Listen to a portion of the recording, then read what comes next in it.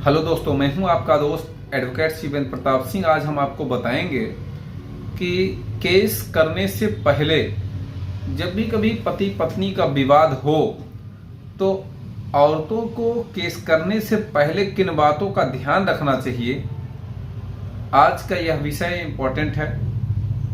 किन बातों का ध्यान रखना चाहिए और किन परिस्थितियों में केस नहीं करना चाहिए, वरना आपकी पूरी लाइफ बर्बाद हो सकती है।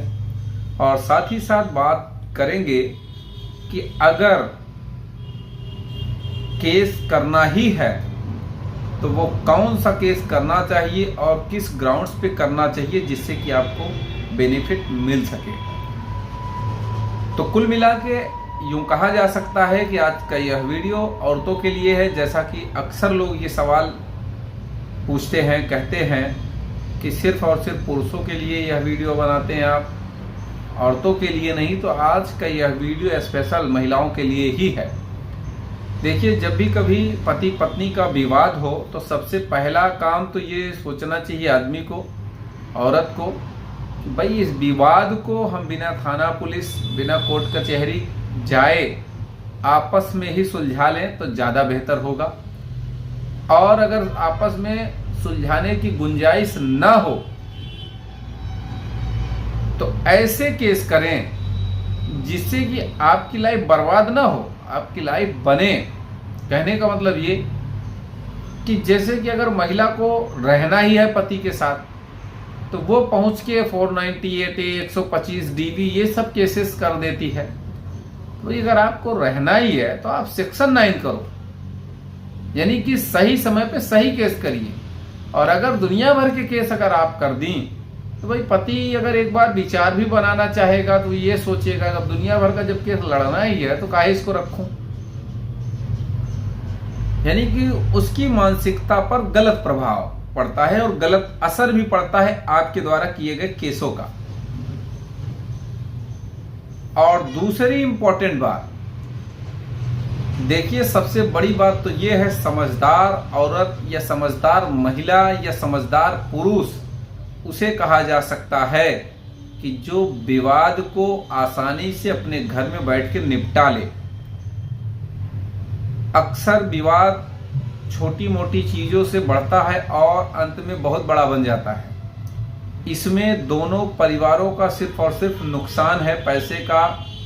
पैसा तो साइड में कर दीजिए, पैसा बहुत बड़ी कीमत नहीं होती है, पैसा बहुत बड़ा अहमियत नहीं रखता है पति पत्नी के रिश्ते में, पति पत्नी के लाइफ में। क्योंकि आज है कल नहीं है, फिर आ जाएगा, वो अलग बात हो गई, अलग विषय हो गया। लेकिन आपके जीवन का जो समय बीत रहा है वो दोबारा नहीं आएगा। अगर वो समय, अब उदाहरण के लिए आप समझो कि केस लड़ते आप बूढ़े हो गए, केस चलते चलते लड़ते लड़ते आप बूढ़े हो गए, तो जो आपकी लाइफ का समय गया, जवानी का जो समय गया, क्या वो वापस आएगा? बहुत विवाद बुढ़ापे में शांत ही कर लिए तो मतलब क्या, बुढ़ापे में तो वैसे भी खून कम गर्म हो जाता है, ठंडा हो जाता है, तो विवाद तो वैसे भी ठंडा हो जाएगा, शांत हो ही जाएगा।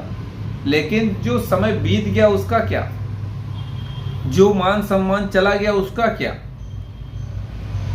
तो सही समय पे सही फैसला हर एक महिला को लेना चाहिए, हर एक पुरुष को लेना चाहिए। और एक बात है महिलाओं, अगर अब यहाँ पे एक सवाल है कि जिसके साथ गलत हो रहा है वो क्या करे। जिस महिला के साथ वास्तव में दहेज प्रताड़ना, घरेलू हिंसा, मार पीट, गाली गलौज ये सब हो रहा है, तो उस महिला का भी यह कर्तव्य है, दायित्व है, सही समय पे सही केस करे, सही बातों को लिखाते हुए करे, सही एविडेंसों को लगाते हुए करे, मेडिकल टाइम पे कराए। अब आपके साथ मारपीट आज हुई, केस कर रही हो मायके में बैठ के साल भर बैठने के बाद, तो जब साल भर बैठने के बाद केस करोगी तो आपके केस में वजन कहाँ आएगा?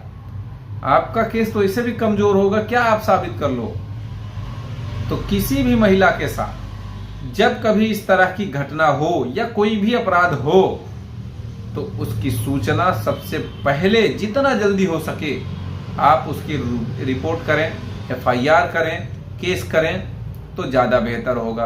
और जो आपके साथ वास्तव में हुआ है उन्हीं तथ्यों के साथ केस करें। अब ऐसा नहीं कि अगर आपके साथ अपराध हुआ है कुछ और आपने लिखाया कुछ और, बढ़ा चढ़ा के तमाम चीजें हैं, तो कहीं ना कहीं वो केस कमजोर पड़ जाएगा। अक्सर आजकल यही लोग कर रहे हैं, 307 लगवा दे रहे हैं, 376 लगवा दे रहे हैं ससुर पे। अब बताओ, तो कहने का मतलब ये कि जो वास्तव में अपराध आपके साथ हुआ, जो व्यक्ति कभी आपके साथ रहा ही नहीं, जिसकी शक्ल नहीं देखी, नाम तक कायदे से नहीं जानता, एड्रेस तक नहीं जानता, उसका नाम लिखा दे रहा है मुकदमों में। तो ऐसे लोगों को हैरान परेशान करने के लिए मुकदमा कराना ये बेवकूफ़ी है। इस तरीके की बात होनी भी नहीं चाहिए। उम्मीद करता हूँ, आशा करता हूँ आज का यह वीडियो आपको बेहद पसंद आया होगा। अगर वीडियो पसंद आए तो वीडियो को लाइक करें, शेयर करें। YouTube channel CBN high court को जरूर सब्सक्राइब करें। कोई सवाल शेष रह गया है तो स्क्रीन पर चल रहे नंबर पर फ़ोन करके भी आप जानकारी ले सकते हैं।